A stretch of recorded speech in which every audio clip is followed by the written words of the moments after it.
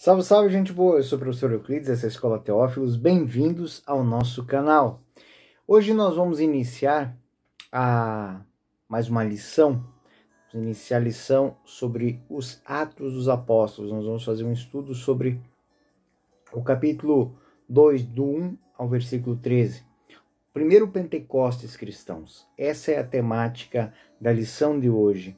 Nós vamos dividir esta lição em duas partes. A primeira nós vamos tratar do versículos 1 ao 5. E na segunda lição nós vamos ver a continuação.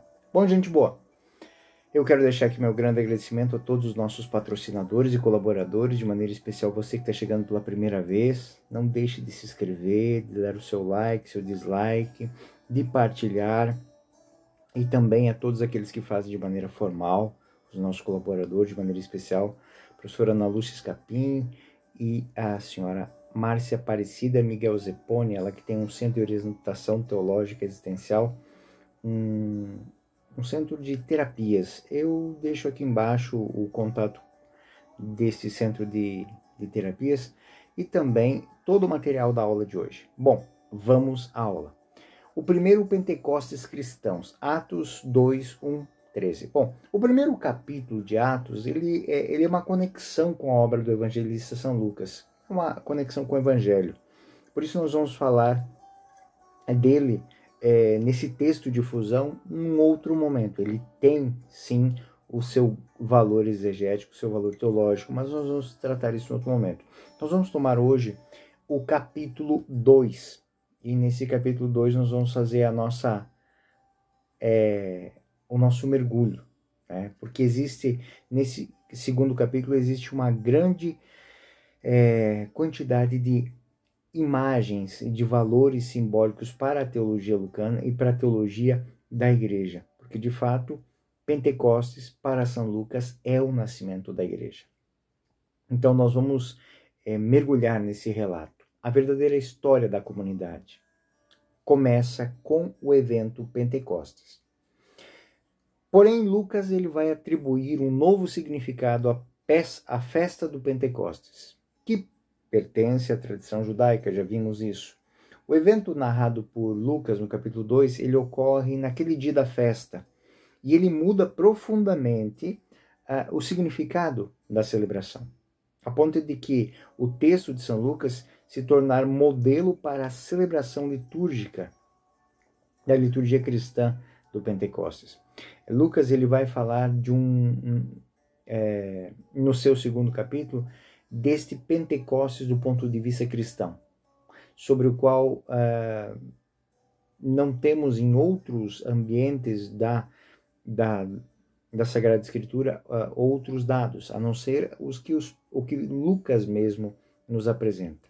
Nesse sentido, cabe aqui duas observações importantes. Bom, na teologia lucana, sabemos que, e vamos repetir isso muitas vezes, é uma narrativa teológica. Lucas ele não quer apenas uma crônica dos fatos. Talvez, como sinótico, muitas vezes tenhamos a impressão de que seja isso, uma catequese cronológica de tudo que aconteceu. Não, Lucas é também discípulo de Pedro, de Paulo e de João. E as palavras de Lucas, elas têm um sentido profundamente teológico. Outra coisa que é bom eu salientar para vocês agora. Como no texto de Atos, o texto ele é um único testemunho liga o derramamento do Espírito Santo na era cristã. E daí podemos concluir que também este relato ele é muito importante à luz da Páscoa de Jesus, da mesma maneira que muitos eventos só são compreendidos à luz da Páscoa. Já fizemos essa experiência em São João, também vamos fazer em Lucas. Veremos como esta teologia de Lucas, que nos apresenta o Pentecostes, ele se torna um ponto de motivação, de abertura para os povos. Ou seja, nós vamos ver que no ato do Pentecostes, a igreja ela passa de a escolha de um povo para a reconstrução da humanidade. Então, a narrativa contida em Lucas, nos Atos dos Apóstolos, ela traça a transição do Pentecostes judaico para o Pentecostes cristãos. Para os Atos dos Apóstolos, o que começa com Pentecostes, porque, como eu disse, o primeiro capítulo é apenas uma fusão, o ponto de partida para a história dos Atos dos Apóstolos é, de fato, este ponto marcante na história da humanidade, na história da igreja. Ou seja, a manifestação de Deus e a entrega de um dom inefável, inaudito. Um dom que se manifesta na vida de cada um daqueles que aderem à fé. Então, tudo isso aconteceu na festa de Pentecostes, do Pentecostes judaico. O nome Pentecostes, nós já vimos isso em outros momentos, nasceu do contexto do judaísmo helênico. Significa 50 dias. Para indicar, a tradição bíblica judaica também é chamado da festa da colheita, mas frequentemente a festa das semanas. Nós vamos ter isso em Êxodo 32, 22. O nome popular deste festival é Haset, ou Hesed, ou seja, encerramento do período de Páscoa. É uma série de 7 semanas que culminam em Pentecostes. Existe nesse um banquete, né? Um banquete que, à luz do banquete pascal, ele fecha, ele faz o final dessa celebração. Na época de Jesus, o cálculo cronológico preciso para indicar a festa de Pentecostes é um tanto discutido. Mas o texto bíblico de Levíticos 23:15 define a data da festa como 7 semanas após a colheita do primeiro pacote de cevada, né? No dia seguinte, o sábado de Páscoa. Como já mencionado, essa interpretação ela tem as suas controvérsias. Os saduceus, os farésios e os essênios, eles têm datas muito próximas, né? Mas todos eles calculam a partir da Páscoa ou a oitava da Páscoa. Apesar de tantas discussões quanto à data, o significado do feriado é comum para todo mundo judeu. Né? E como é que a gente entende?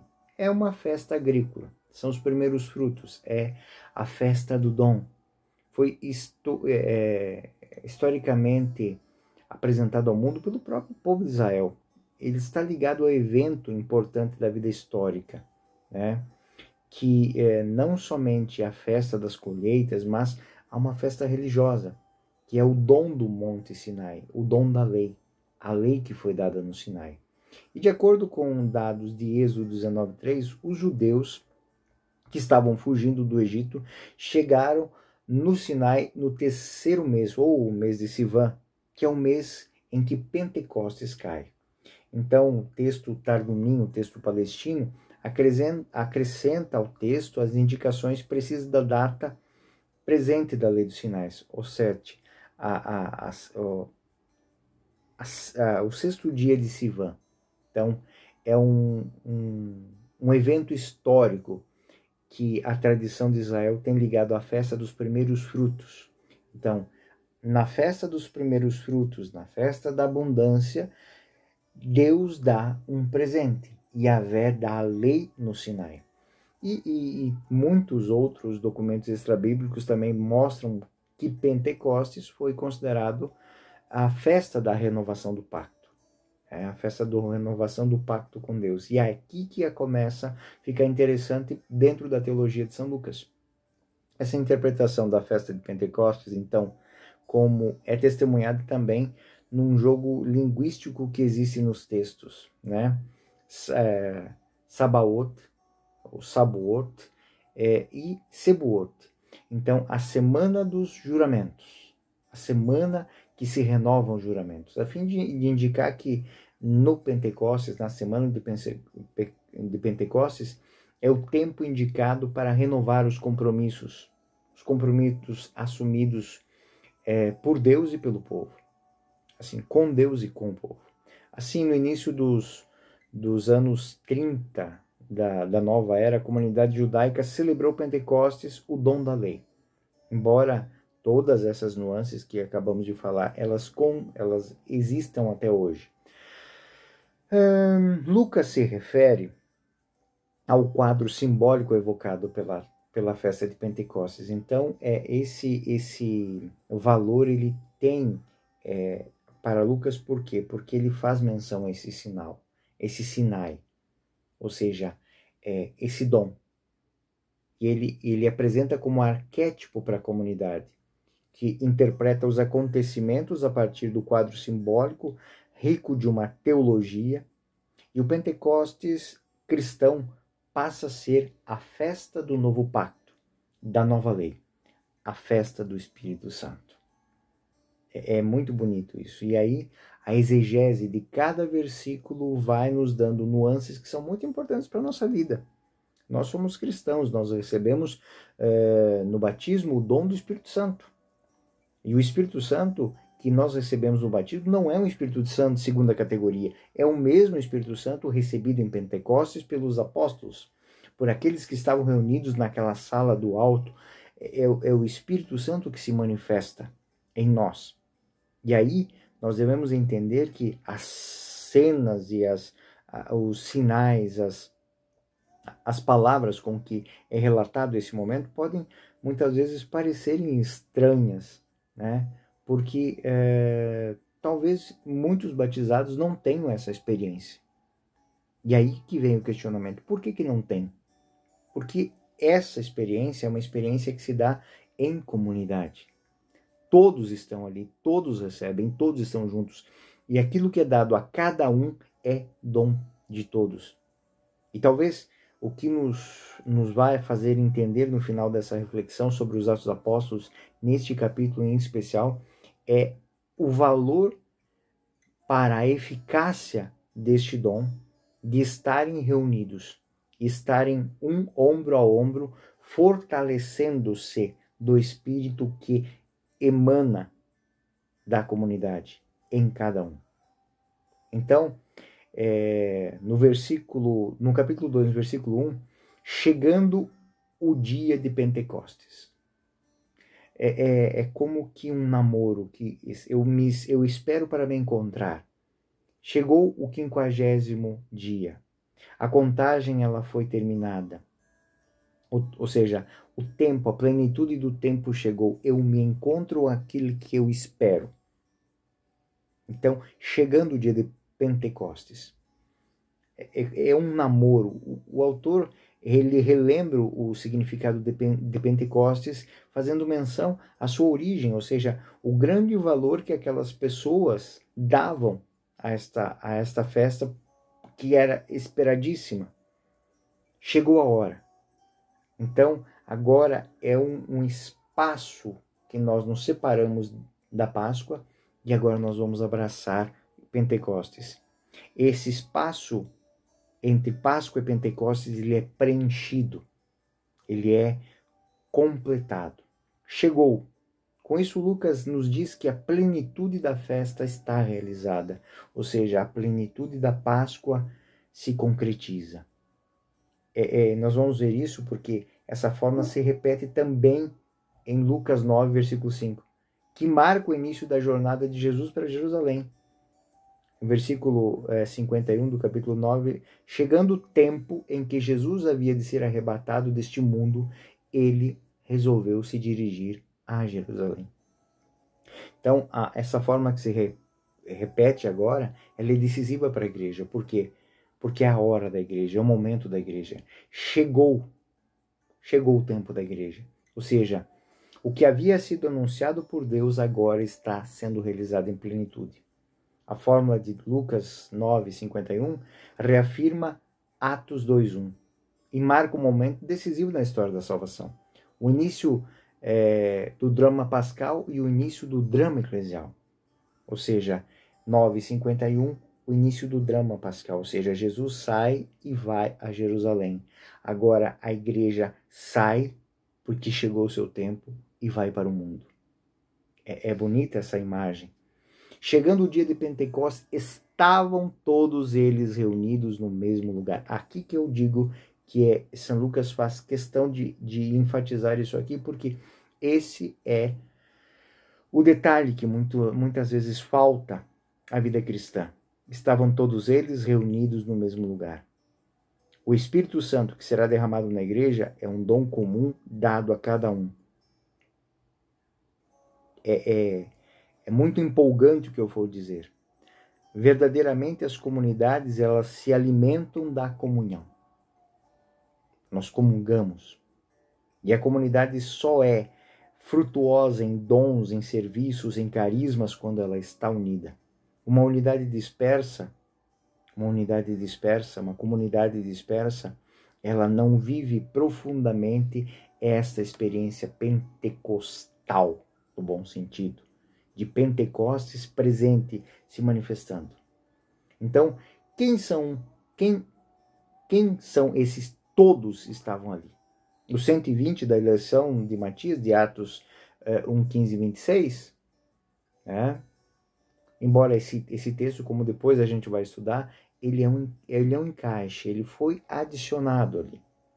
Ou, a segunda versão, que eu mais prezo, os 12, mais as mulheres, mais Maria, Atos 1, 12, 14.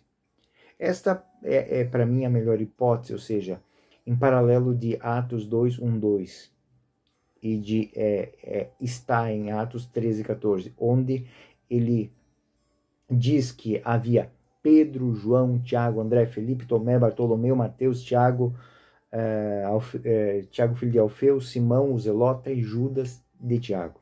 Todos esses são assíduos, unidos em oração, juntamente com algumas mulheres e com Maria, a mãe de Jesus, e com seus irmãos. Então, entendemos isso. O Pentecostes acontece no momento de unidade, de espera. Ou seja, Lucas, ele se refere ao colégio dos 12 reunidos. E mais um apoio para essa hipótese. A afirmação de que eles eram galileus. Os 120 não seriam galileus. Mas indicar que eles saem de casa. Atos 12. Lucas fala de Pedro e dos 11 para enfatizar isso. Bom, a expressão que está em Atos 2, 1, no versículo, na parte B do versículo, é um tipo litúrgico que denota de uma assembleia litúrgica, ou seja, estão unidos para orar. E o versículo ele vai ser muito enfático quando diz assim, estavam todos eles reunidos no mesmo lugar. É uma nota técnica disso aqui. Ou seja, estavam lá para rezar, estavam lá para orar. Então, essa afirmação é muito importante para nós. Eles estavam... E por que eu afirmo isso? Porque a expressão lucana, né, de São Lucas, é um local que é materialmente o lugar, mas acima de tudo, ele é um lugar figurado. Estavam naquele lugar, mas no sentido de que estavam espiritualmente unânimes. A palavra unânimes vem de uma única alma. Estavam unanimemente reunidos ali. Tudo que pedirdes ao Pai em meu nome, Ele vos dará. Vô-lo dará. É o significado que Lucas, engraçado que no texto grego nós vamos ver alguma coisa muito interessante. Ele usa o acusativo epi, ou seja, não autó, que para nós é o seguinte, ele está dizendo juntos estavam todos reunidos. A expressão diz que estavam, não somente que estavam na mesma sala, mas que estavam juntos naquela sala. Eles estavam juntos como que na mesma direção, no mesmo intuito, estavam unidos. Então esta é uma maneira de ver muito própria. E por que isso é importante? Porque para Lucas isso vai ser um eco de Êxodo 19. Êxodo 19 é a citação na meditação judaica. Todo o povo respondeu a uma só voz. Êxodo 19, versículo 8. Faremos tudo o que o Senhor disser. Moisés referiu-se ao Senhor as palavras do povo, ou seja, responderam numa só voz. Tinham todos eles a voz direcionada a Deus, o coração direcionado a Deus. Estavam juntos. Atos 1:13 refere-se a isso. Ou seja, Atos 1:13 vai dizer o seguinte: tendo entrado no cenáculo, subiram para o quarto de cima, onde costumavam permanecer. Eram eles Pedro, João, Tiago, André, Felipe, Tomé, Bartolomeu, Mateus, Tiago, filho de Alfeu, Simão, os Zelotes e Judas, irmão de Tiago. Então, a Aikdav, que é traduzido como conjunto, eles estavam no mesmo grupo, eles estavam juntos ali. Existe um comentário rabínico que vai falar que essa voz que eles proclamaram, ela foi dita com um coração único. Então, a tradição judaica rabínica, ela ajuda a construir esta cena, ajuda a compreender, ajuda os cristãos a entenderem como é que Pentecostes se dá, como é que a igreja nasce, como é que a igreja cresce, como é que a igreja se manifesta. Unânimes em dar, existe uma grande importância para esse todo. Todos estão ali, um único coração consonante que soa junto. Eles estão na sala superior. Essa sala superior na concepção de Lucas, é aquilo que vai falar que eles estão no outro nível. Eles estão no ambiente da teofania. Eles estão no espaço da teofania. E aí, o versículo 2 do capítulo 2, de repente veio do céu um ruído, como se soprasse um vento impetuoso, e encheu toda a casa onde estavam sentados. Eu vou dar uma tradução mais literal para que a gente possa entender. De repente, um estrondo veio do céu, como se a respiração violenta encheu toda a casa onde estavam sentados. A palavra rugido estrondoso é um fenômeno sensível que caracteriza essa narrativa. Nesse caso, o efeito é para ser ouvido.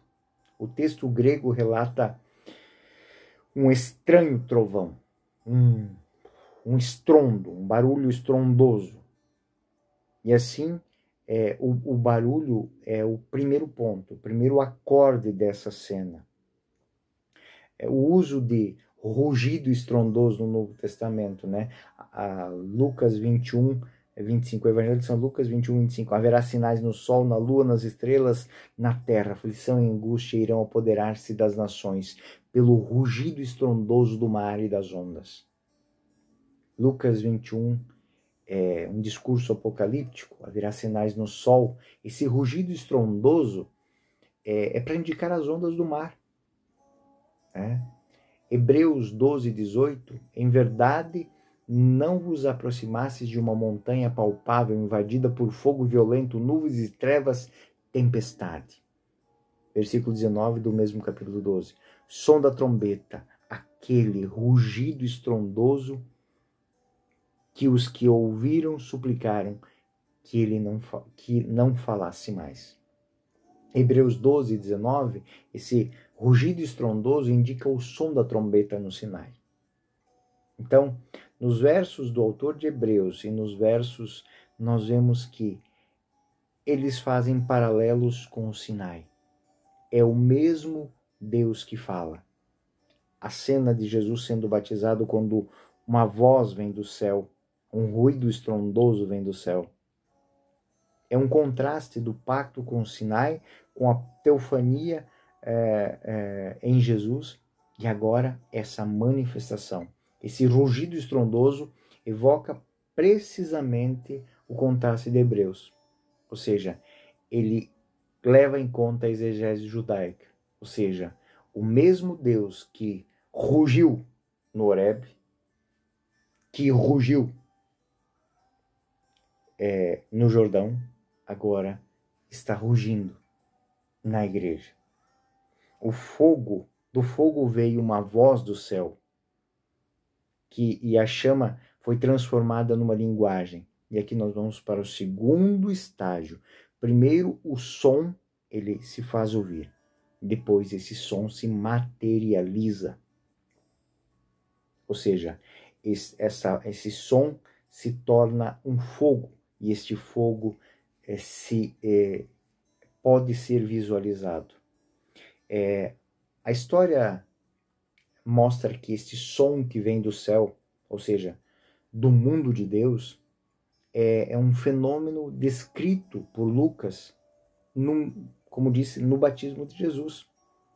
É a voz que fez que guiou Pedro em Jafa, ela também vem do céu. Essa voz do céu, ela pertence a esse reino da revelação. O livro da Revelação, o Apocalipse, é cheio destas vozes do céu. Esta voz do céu é o último passo da revelação do Sinai no dom da lei. E agora esta voz do céu é a própria palavra de Deus que se fez carne e foi derramada sobre nós. E é muito bonito ver porque existe o advérbio de repente. De repente, ou seja, eles não esperavam que isso foi, de maneira improvisa isso aconteceu. A partir de uma violenta rajada de vento, chega como uma respiração violenta, Lucas mostra que este é o momento em que vai romper o evocar de uma tempestade. E essa tempestade, ela tem um som estranho, ela é repentina, mas ela faz com que o cenáculo, a sala superior daquela casa, esteja toda cheia. Toda a casa está cheia deste som, cheia deste rugido estrondoso. Então, da mesma maneira que toda a montanha estava fumegando no Sinai, toda a casa está cheia. Então, aqui nós temos a consciência de plenitude, de totalidade. Apareceu-lhes, versículo 3 do capítulo 2, então, uma espécie de línguas de fogo, que se repartiram e repousaram sobre eles. Ficaram todos cheios do Espírito Santo e começaram a falar outras línguas, conforme o Espírito Santo lhes concedia que falassem. Apareceram-lhes uma espécie de línguas de fogo, e depois falavam outras línguas. A palavra usada aqui é glosa. Essa glosa é o som que se materializa. Línguas de fogo que pousam, se assentam sobre eles. E eles, a partir desse repousar do Espírito, falam. Numa tradução mais literal, a gente podia dizer que as línguas apareceram para eles no alto e se dividiram como se fossem fogo e descansaram sobre eles. Então, o primeiro movimento era ouvir a voz de Deus. Agora é ver, sentir e tomar posse. Então, essa voz se manifestou, ela foi vista. Quando a gente fala, nós não vemos a voz. A voz se materializa quando nós escrevemos. Mas esta é esta cena é diferente. Por quê? Porque este som, ele se manifesta em cada um deles. Então, é uma presença transcendente. As línguas eram vistas como de fogo. Esse parece algo trivial, mas não é. E São Lucas tanto não é uma coisa trivial que ele não negligenciou contar isso. Lucas evoca o fogo para fornecer aos cristãos a imagem visual de um fenômeno que é real, embora seja espiritual. Ele ruge, ele se torna aquilo que ruge, que estronda, agora ele é visto. Então esta palavra, essa linguagem, ela é vista, ela é percebida.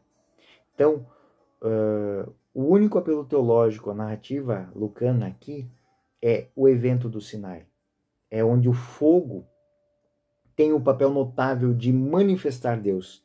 Então, aquele som estrondoso, aquelas línguas que se repartem, elas manifestam que Deus agora habita neles. E eles falam aquilo que Deus lhes ensina, lhes permite e lhes indica que falem. Aproximastes-vos então e enviastes ao pé do monte. O monte ardia em fogo, as chamas subiam até as profundezas do céu, onde havia trevas, nuvens e escuridão. E do meio do fogo o Senhor falou. Agora, a cena de Deuteronômio 4, 11 e 12 se repete na sala superior. Lá, Deus está falando. O Espírito está manifestando. Então, esta língua, este fogo que se manifestou, ele se dividiu. Diamerizomenai, se dividiu. É um termo exclusivo de Lucas isso. Ou seja, as línguas se repartiram e pousaram sobre cada um. São Lucas quer evocar uma chama dividida em muitas chamas. É um, mas é muitos. E aqui eu chego naquele ponto que eu falei, que é os motivos fundamentais da teologia de Lucas, desta cena ser tão importante. E responde aquelas perguntas que muitas vezes a gente faz, mas parece que o batismo de muita gente não tem. É porque o batismo não foi feito para ser uma coisa extirpada da comunidade, mas mergulhada. Quando as crianças, quando os adultos se batizam, eles têm que estar vivendo nessa comunidade para que aquele fogo se divida e se partilhe, para que aquele som estrondoso se manifeste na vida daquelas pessoas. Então, quando o Espírito é recebido e é extirpado da comunidade, é levado para longe, ele não tem a liberdade para se dividir e se manifestar. Então, se muitos de vocês já fizeram essas perguntas, Lucas está nos respondendo. Ele está nos respondendo numa logística reversa. Naquele momento, quando aqueles homens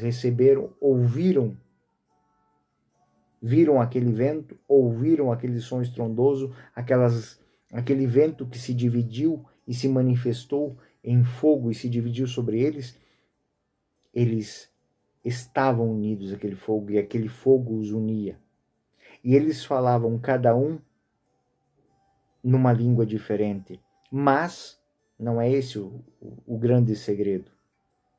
Eles falavam a língua de Deus, aquilo que Deus lhes dava para falar. Ou seja, cada um tinha a sua missão, cada um tinha a sua função e executaria esta função em comunidade. Não se afastando da fonte, mas atraindo todos para a fonte.